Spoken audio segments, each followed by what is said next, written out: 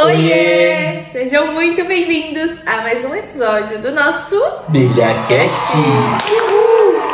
E hoje, minha gente, vamos começar mais um livro novo nesse canal. Nós vamos ler Neemias 1, 2, 3 e 4 e no final nós vamos fazer a nossa análise de tudo que a gente vai estar lendo hoje, tá? Então já te convido para você ficar com a gente até o final e abrir a sua Bíblia aí em Neemias 1, a oração de Neemias.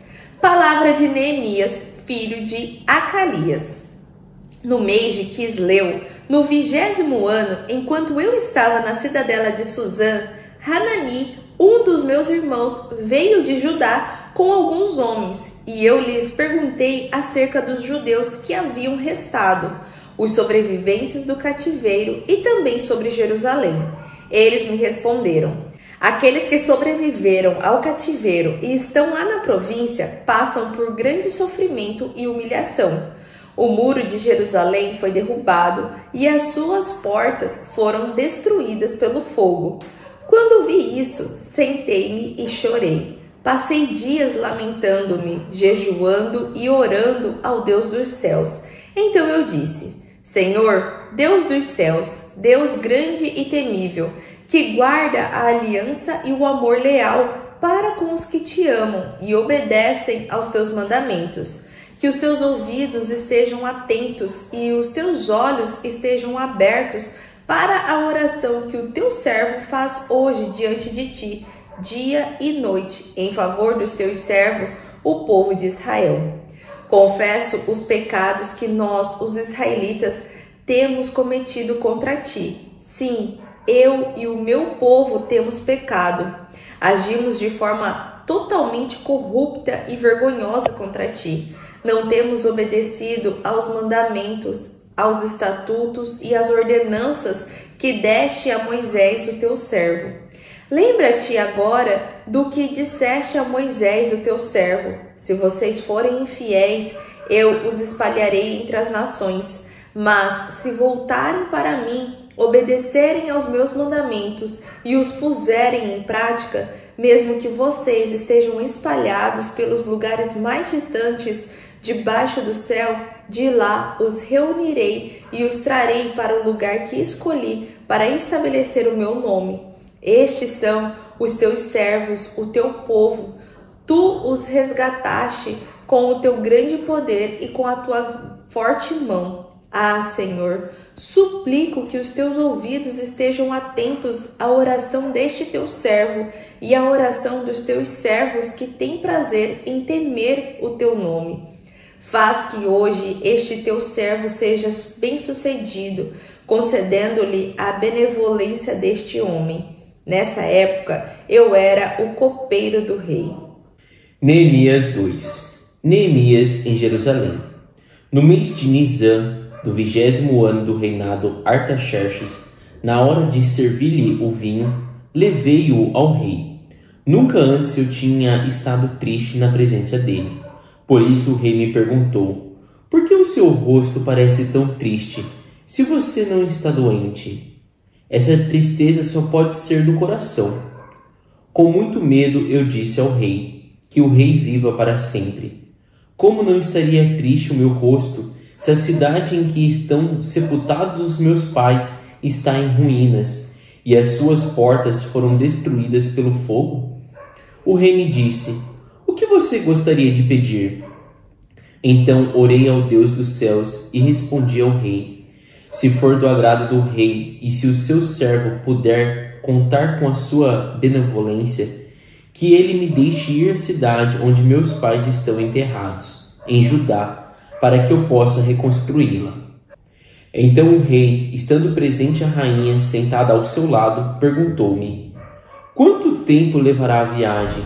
Quando você voltará? Marquei um prazo com o rei e ele concordou que eu fosse. A seguir acrescentei: se for do agrado do rei, eu poderia levar cartas do rei aos governadores do Trans-Eufrates para que me deixem passar até chegar a Judá. E também uma carta para Asaf, guarda da floresta do rei, para que ele me forneça madeira para as portas da cidadela, que fica junto ao templo, para os muros da cidade e para a residência que irei ocupar.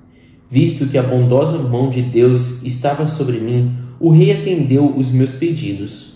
Com isso, fui aos governadores do Trans-Eufrates e lhes entreguei as cartas do rei. Acompanhou-me uma escolta de oficiais do exército e de cavaleiros que o rei enviou comigo. Samblate, o Horonita, e Tobias, o oficial amonita, ficaram muito irritados quando viram que havia gente interessada no bem dos israelitas. A inspeção dos muros de Jerusalém. Cheguei a Jerusalém e, depois de 3 dias de permanência ali, saí de noite com alguns dos meus amigos, e não havia contado a ninguém o que o meu Deus havia posto em meu coração que eu fizesse por Jerusalém. Não levava nenhum outro animal além daquele em que eu estava montado. De noite saí pela porta do vale na direção da fonte do dragão e da porta do esterco, examinando o muro de Jerusalém que havia sido derrubado e suas portas que haviam sido destruídas pelo fogo. Fui até a porta da fonte e do tanque do rei, mas ali não havia espaço para o meu animal passar. Por isso subi o vale, ainda de noite, examinando o muro. Finalmente voltei e tornei a entrar pela porta do vale. Os oficiais não sabiam aonde eu tinha ido ou o que eu estava fazendo, pois até então eu não tinha dito nada aos judeus, aos sacerdotes, aos nobres, aos oficiais e aos outros que iriam realizar a obra. Então eu lhes disse: vejam a situação terrível em que estamos. Jerusalém está em ruínas e suas portas foram destruídas pelo fogo. Venham, vamos reconstruir os muros de Jerusalém, para que não fiquemos mais nesta situação humilhante. Também lhes contei como Deus tinha sido bondoso comigo e o que o rei me tinha dito. Eles responderam: sim, vamos começar a reconstrução, e se encheram de coragem para a realização desse bom projeto. Quando, porém, Sambalate, o Horonita, Tobias, o oficial amonita, e Gesem, o árabe, souberam disso, zombaram de nós, desprezaram-nos e perguntaram: o que vocês estão fazendo? Estão se rebelando contra o rei? Eu lhes respondi: o Deus dos céus fará que sejamos bem-sucedidos. Nós, os seus servos, começaremos a reconstrução, mas no que lhes diz respeito, vocês não têm parte nem direito legal sobre Jerusalém, e em sua história não há nada de memorável que favoreça vocês. Neemias 3. A reconstrução do muro. Então o sumo sacerdote Eliacibe se levantou com os seus parentes sacerdotes, e eles começaram o seu trabalho e reconstruíram a porta das ovelhas. Eles a consagraram e colocaram as portas no lugar. Depois construíram um muro até a torre dos 100, que consagraram, e até a torre de Hananel. Os homens de Jericó construíram o trecho seguinte, e Zacur, filho de Imri, construiu logo adiante. A porta dos peixes foi construída pelos filhos de Hassenaá. Eles puseram os batentes e colocaram as portas, os ferrolhos e as trancas no lugar. Meremote, filho de Uzias, neto de Acós, fez os reparos do trecho seguinte. Ao seu lado, Messulão, filho de Berequias, neto de Messesabel, fez os reparos, e ao seu lado, Zadok, filho de Baaná, também fez os reparos.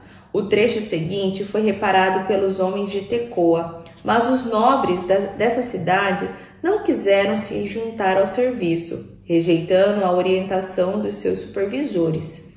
A porta de Gessana foi consertada por Joiada, filho de Passeia, e por Messulão, filho de Bessodias. Eles puseram os batentes e colocaram as portas, os ferrolhos e as trancas no lugar. No trecho seguinte, os reparos foram feitos por Melatias, de Gibeon, e Jadom, de Meronote, homens de Gibeon e de Mispá. localidades que estavam sob a autoridade do governador da província do Trans-Eufrates. Uziel, filho de Araías, um dos ourives, fez os reparos do trecho seguinte, e Hananias, um dos perfumistas, fez os reparos ao seu lado. Eles reconstruíram Jerusalém até o Muro Largo. Refaías, filho de Ur, governador da metade do distrito de Jerusalém, fez os reparos do trecho seguinte. Ao seu lado, Gedaías, filho de Harumaf, fez os reparos em frente da sua casa, e Atos, filho de Hassabinéias, fez os reparos ao seu lado.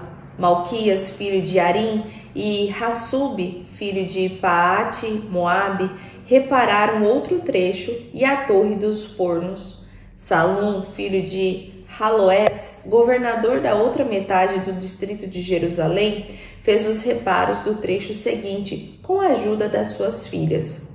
A porta do vale foi reparada por Hanum e pelos moradores de Zanoa. Eles a reconstruíram e colocaram as portas, os ferrolhos e as trancas no lugar. Também repararam 1000 côvados do muro até a porta do esterco. A porta do esterco foi reparada por Malquias, filho de Recabe, governador do distrito de Bet-Haquerem. Ele a reconstruiu e colocou as portas, os ferrolhos e as trancas no lugar. A porta da fonte foi reparada por Salum, filho de Col-Ozé, governador do distrito de Mispá. Ele a reconstruiu, cobriu-a e colocou as portas, os ferrolhos e as trancas no lugar. Também fez os reparos do muro do tanque de Siloé, junto do jardim do rei, até os degraus que descem da cidade de Davi. Além dele, Neemias, filho de Asbuque, governador de meio distrito de Bet-Zur, fez os reparos até em frente dos túmulos de Davi, até o açude artificial e a casa dos soldados. Depois dele, os reparos foram feitos pelos levitas que estavam sob a responsabilidade de Reum, filho de Bani.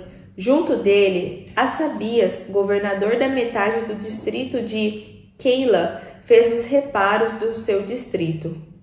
Depois dele, os reparos foram feitos pelos seus compatriotas que estavam sob a responsabilidade de Binui, filho de Henadad, governador da metade do distrito de Keila. Ao seu lado, Ezer, filho de Jesua, governador de Mispá, reconstruiu outro trecho, começando de um ponto que fica em frente da subida para a Casa das Armas, indo até a esquina do muro. Depois dele, Baruque, filho de Zabai, reparou com zelo outro trecho, desde a esquina do muro até a entrada da casa do sumo sacerdote Eliacibe. Em seguida, Meremote, filho de Urias, neto de Jacós, reparou outro trecho, desde a entrada da casa de Eliacibe até o fim dela. Os demais reparos foram feitos pelos sacerdotes das redondezas. Depois, Benjamim e Assub fizeram os reparos em frente da sua casa e ao lado deles. Azarias, filho de Maacéias, filho de Ananias, fez os reparos ao lado da sua casa. Depois dele, Binui, filho de Henadad, reparou outro trecho desde a casa de Azarias até a esquina do muro. E Pelau, filho de Uzai, trabalhou em frente da esquina do muro e da torre que sai do Palácio Real Superior, perto do pátio da guarda. Junto dele, Pedaías, filho de Parós, e os servidores do templo que viviam na colina de Ofel fizeram os reparos até em frente da Porta das Águas, na direção do leste e da torre que ali sobressaía. Depois dele, os homens de Tecoa repararam outro trecho, desde a grande torre até o muro de Ofel. Acima da Porta dos Cavalos, os sacerdotes fizeram os reparos, cada um em frente da sua própria casa. Depois deles, Zadok, filho de Imer, fez os reparos em frente da sua casa. Ao seu lado, Semaías, filho de Secanias, o guarda da porta leste, fez os reparos. Depois, Hananias, filho de Selemias, e Hanum, o sexto filho de Zalaf, fizeram os reparos do outro trecho. Ao seu lado, Messulão, filho de Berequias, fez os reparos em frente da sua moradia. Depois dele, Malquias, um dos ourives, fez os reparos do muro até a casa dos servos do templo e dos comerciantes, em frente da porta da inspeção, até a sala superior da esquina. Entre a sala superior da esquina e a porta das ovelhas, os ourives e os comerciantes fizeram os reparos. Neemias 4. Oposição à reconstrução. Quando Sanbalate soube que estávamos reconstruindo o muro, ficou furioso. Ridicularizou os judeus e, na presença de seus compatriotas e dos poderosos de Samaria, disse: O que aqueles frágeis judeus estão fazendo? Será que vão restaurar o seu muro? Irão oferecer sacrifícios? Irão terminar a obra num só dia? Será que vão conseguir ressuscitar pedras de construção daqueles montes de entulho e de pedras queimadas?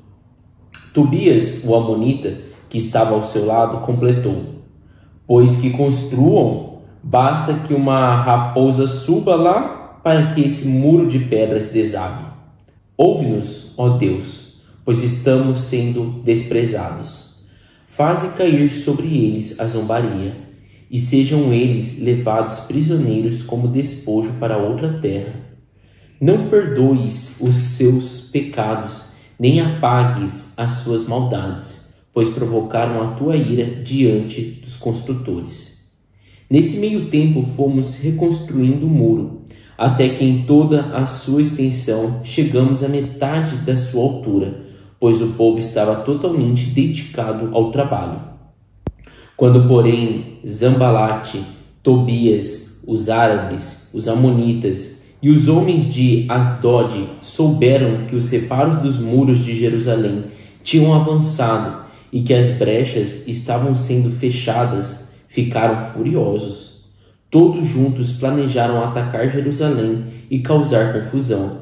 Mas nós oramos ao nosso Deus e colocamos guardas de dia e de noite para proteger-nos deles. Enquanto isso, o povo de Judá começou a dizer: Os trabalhadores já não têm mais forças e ainda há muito entulho.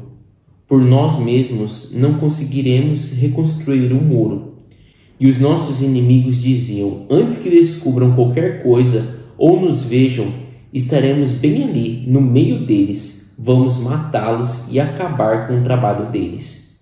Os judeus que moravam perto deles 10 vezes nos preveniram: Para onde quer que vocês se virarem, saibam que seremos atacados de todos os lados. Por isso posicionei alguns do povo atrás dos pontos mais baixos do muro, nos lugares abertos, divididos por famílias, armados de espada, lanças e arcos. Fiz uma rápida inspeção e imediatamente disse aos nobres, aos oficiais e ao restante do povo: Não tenham medo deles. Lembrem-se de que o Senhor é grande e temível, e lutem por seus irmãos, por seus filhos e por suas filhas, por suas mulheres e por suas casas. Quando os nossos inimigos descobriram que sabíamos de tudo e que Deus tinha frustrado a sua trama, todos nós voltamos para o muro, cada um para o seu trabalho. Daquele dia em diante, enquanto a metade dos meus homens fazia o trabalho, a outra metade permanecia armada de lanças, escudos, arcos e couraças. Os oficiais davam apoio a todo o povo de Judá que estava construindo um muro. Aqueles que transportavam material faziam o trabalho com uma das mãos e com a outra seguravam uma arma. E cada um dos construtores trazia na cintura uma espada enquanto trabalhava. E comigo ficava um homem pronto para tocar a trombeta.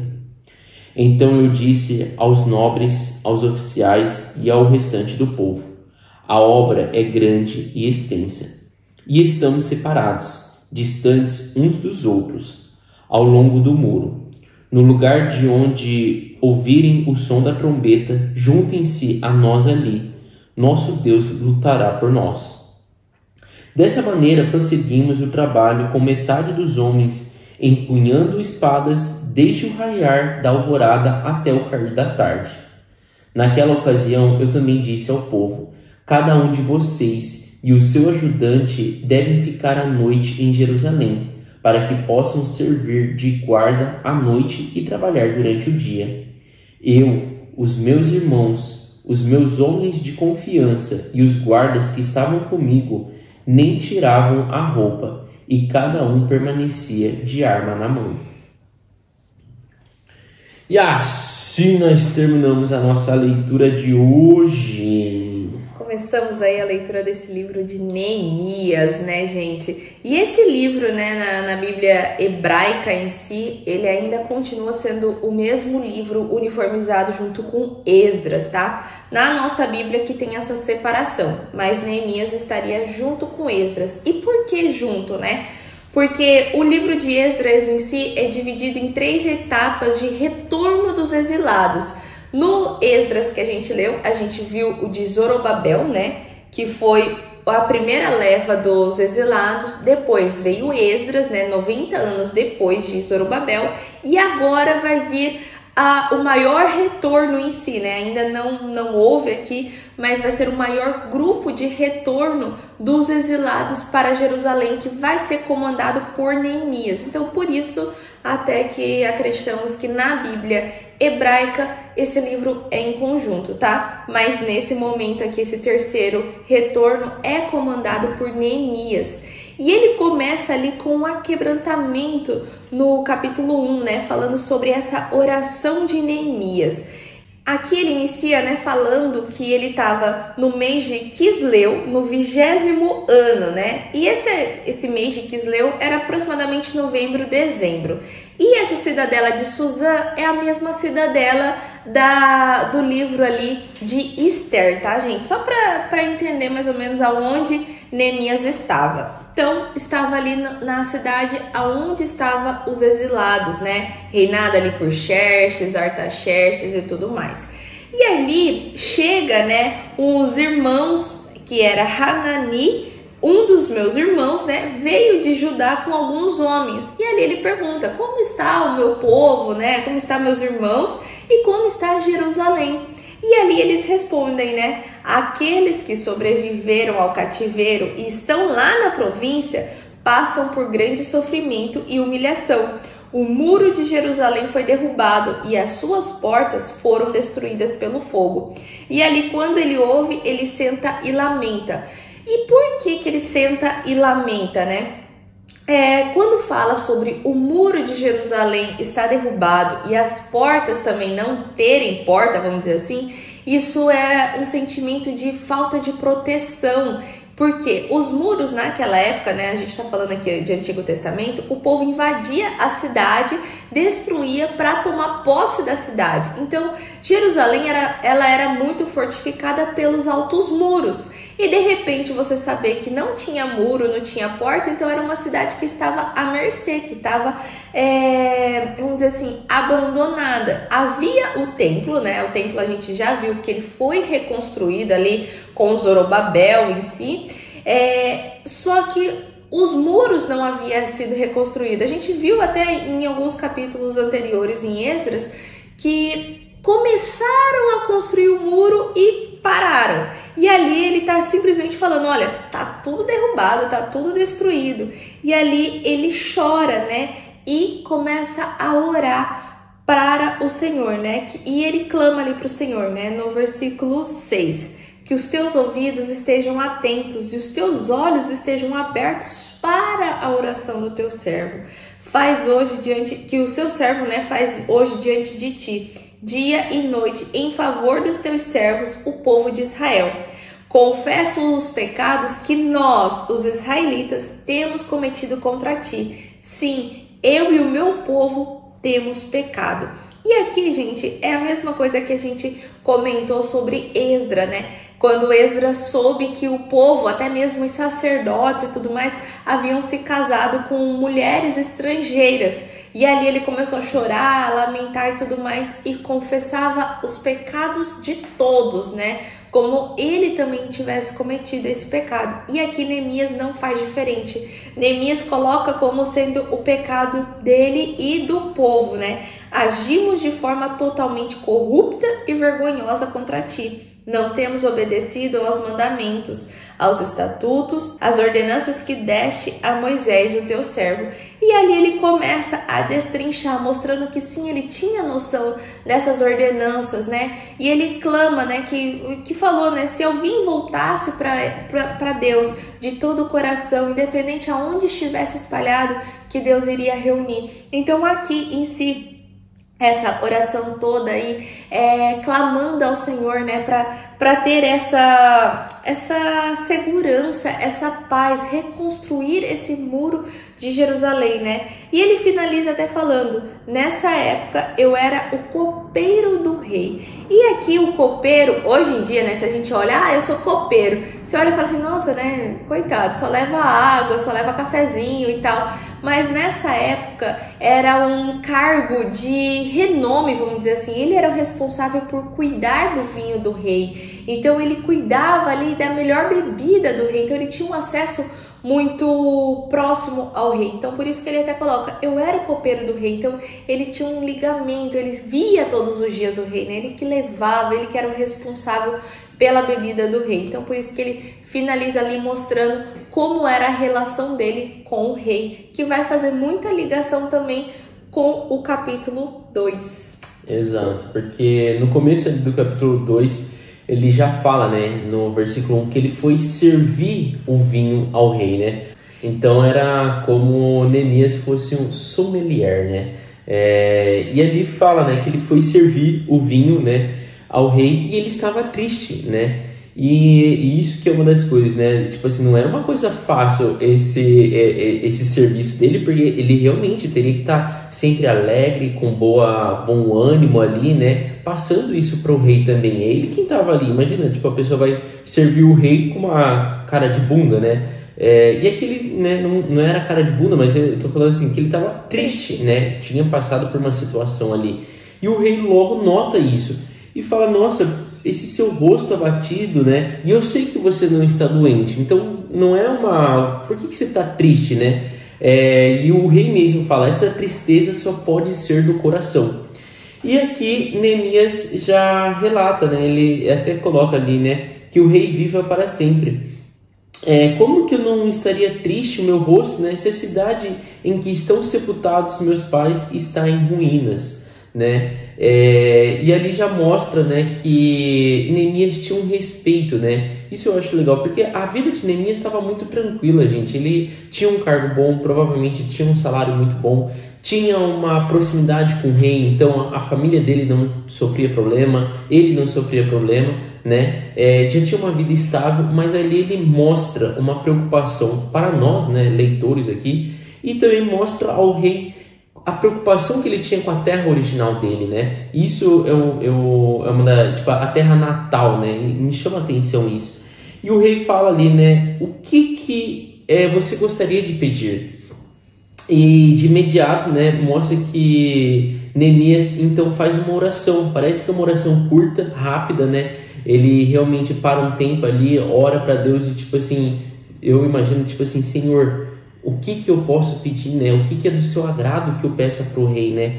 E ali ele já fala, olha, se for do agrado do rei, eu gostaria de ir à cidade, né? Eu gostaria de ir lá, olhar essa cidade, ver como ela está.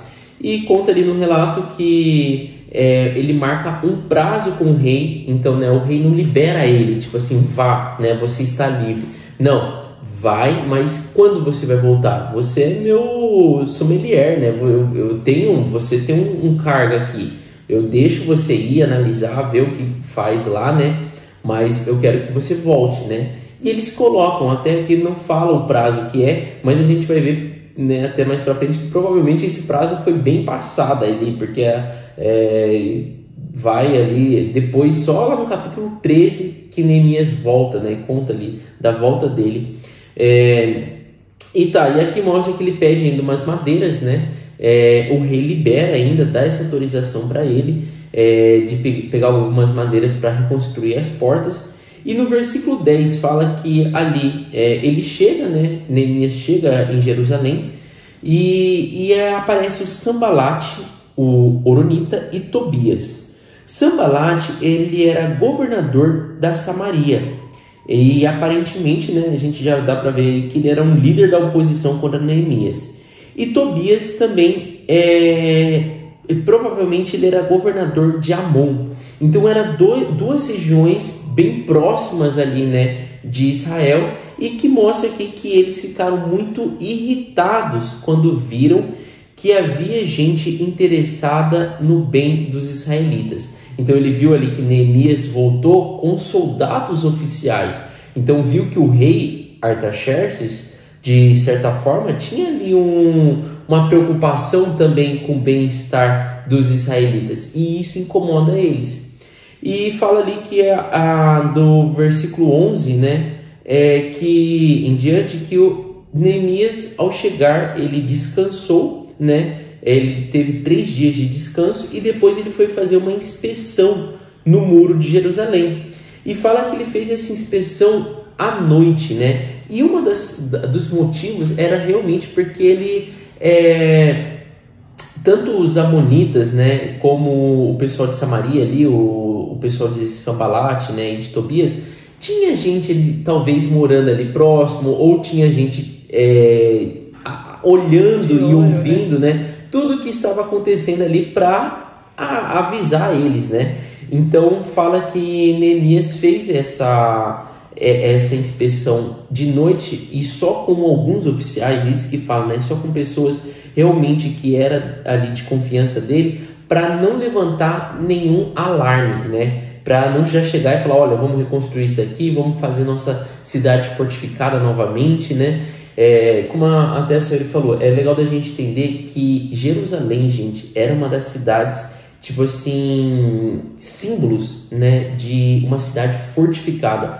Quando a gente leu lá da invasão, foram anos, o pessoal construiu rampas e anos até conseguir realmente invadir Jerusalém, né? E uma das coisas, né, que aconteceu era o povo não tinha comida ali, não entrava porque fizeram um cerco em volta, mas atravessar o muro, derrubar o muro não era uma coisa fácil, né?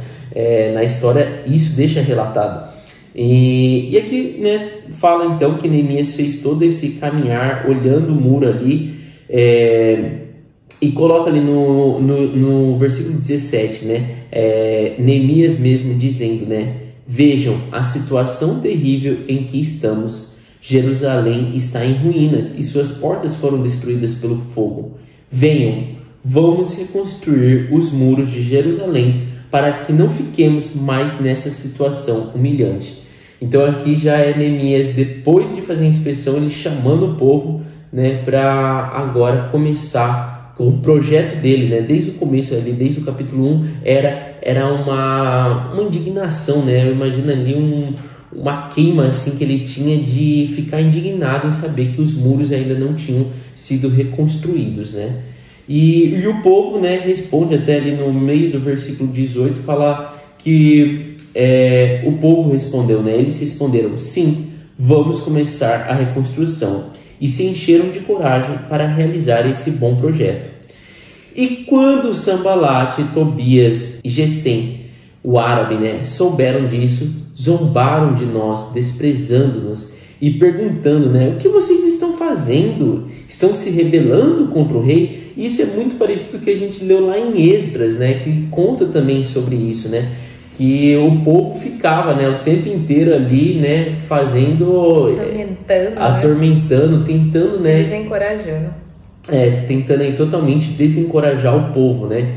E ali Neemias, né, continua ainda, né, o Deus dos céus fará que sejamos bem-sucedidos, tipo, e ali respondendo para o povo e também respondendo, eu acho que para os próprios judeus, sabe, tipo, não deixa que isso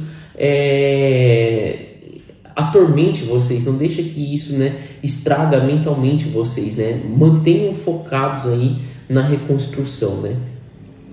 E depois a gente vai para o capítulo 3 falando, né, de como foi essa reconstrução do muro, como foi a união, vamos dizer assim, dos cidadãos para a construção, né? Então a gente vê ali que do mesmo jeito que todos se uniram para construir o templo de Jerusalém, eles também se reuniram e se dividiram por etapas, vamos dizer assim, da estrada tal até tal porta, até tal esquina, vai ser fulano que vai reconstruir. Porque a cidade era muito grande, era muito extensa, assim, e por ela ser muito extensa, ela tinha várias portas de acesso. Por isso que ao longo da nossa leitura a gente vê vários tipos de porta: porta do peixe, porta do cavalo, porque eram as entradas que davam acesso a Jerusalém, tá, gente? E ali a gente viu essa divisão, né, dessa construção, onde a gente viu que até os sacerdotes entraram nessa construção, construindo a parte da frente da sua casa, às vezes alguma outra localidade também, então eles fizeram parte dessa construção.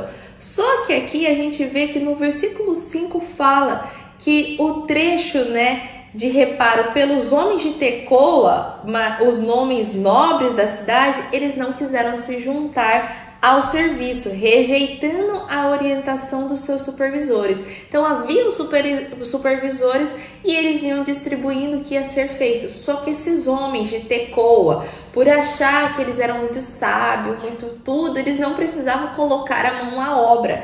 E o que foi feito aqui pelos líderes, né? Simplesmente ignoraram. Mas esse ignorar, e a gente viu que foi construído sim essa parte onde precisava dos homens de Tecoa, seria assim, é melhor ignorar e a gente continuar o trabalho do que perder tempo discutindo com quem não quer fazer o trabalho, porque, vamos dizer assim, o juízo deles vai vir. Então a gente não precisa ficar aqui discutindo nada, né? Então foi mais sobre isso. E aí a gente vê que também lá no versículo 12, até as filhas de Salum, né, fizeram parte do trabalho difícil de reconstrução. Então a gente vê aqui que realmente houve esse trabalho em conjunto, as pessoas se ajudaram, construíram, né, esses muros e essas portas.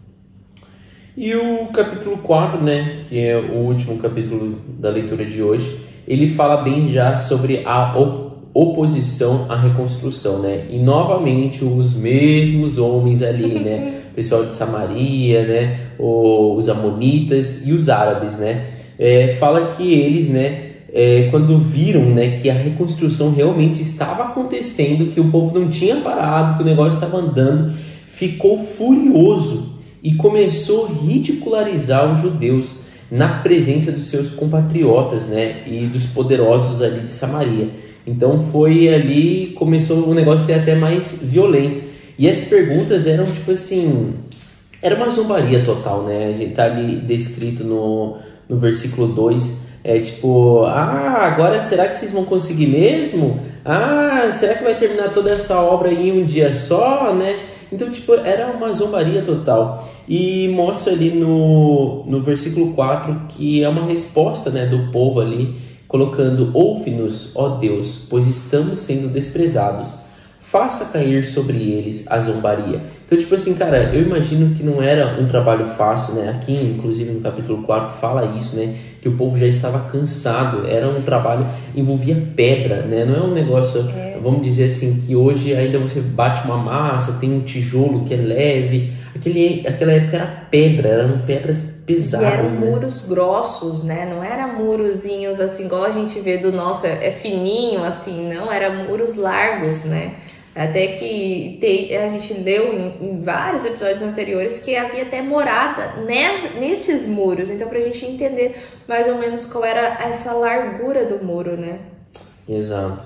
E fala ali no versículo 6 que, né, nesse meio tempo fomos reconstruindo o muro, até que em toda a sua extensão chegamos à metade da sua altura, pois o povo estava totalmente dedicado ao trabalho. Então aparenta que eles conseguiram realmente fazer já, né, eu entendo que terminar o muro por todo o seu tamanho, só que agora tinha que fazer a sua extensão, altura, a né? sua altura. Então era como se fizesse só Só a basezinha. Só a base ali, realmente, né? E agora tinha que subir aquilo. Então, tipo, cara, faltava muita coisa. O povo sabia disso. Mas eles estavam fazendo, né? Estavam juntos ali. Só que daí, né, mostra que a oposição ainda continuava ali, né, atormentando eles. E agora os inimigos, né, começaram a assustar eles, falando que iria atacar eles, né? Mostra ali que falou que eles iam realmente pegar o povo que estava reconstruindo ali desprevenido e mataria eles, iriam para a guerra, né? Queriam agora realmente, viu que o povo não tinha parado com a zombaria, né? Queriam fazer alguma coisa para que aquilo parasse. Imagina, você tá trabalhando e ter o povo ainda zombando, te enchendo o saco. Exatamente. E eu acho legal esse versículo 10, né, que fala ali, ó, enquanto isso o povo de Judá começou a dizer, os trabalhadores já não têm mais forças e ainda há muito entulho. Por nós mesmos não conseguiremos reconstruir o muro. Então é tipo assim, eles realmente ali reconhecendo que tipo, aquilo estava sendo por Deus, né? Tipo assim, a gente já está cansado, esse negócio já está difícil, o trabalho é grande, né? Mas olha, por nós mesmos nós não conseguiríamos reconstruir esse muro, é só por Deus nos dar força, Deus nos proteger, né? E ali mostra que agora eles então se preparam, né? Isso que eu acho legal, eles não esmorecem, né? Eles agora começam a usar uma tática ali para realmente falar, não, a gente vai continuar, não importa o tempo. Eu imagino assim, quando você começa um projeto, você quer terminar ele mais rápido, você quer ver aquilo concluído, né? Todo mundo quer isso. Agora aqui a estratégia que eles usam mesmo que isso demore mais tempo, mas a gente vai continuar e vai se proteger. E mostra aqui que eu fico imaginando, né? Enquanto o cara tá lá sentando a pedra, ele tá com uma espada na cintura, enquanto o outro tá levando o carrinho, ele tá com uma mão usando, né? Até fala aqui, uma mão fazendo as coisas e a outra mão segurando ali algum arco, alguma coisa, se protegendo. Enquanto um trabalhava, o outro vigiava. Eles colocaram vigia durante o dia, durante a noite, faziam revezamentos ali, né? Turnos, né? Para quem ficava cuidando. Cara, eles foram ali se organizando, né?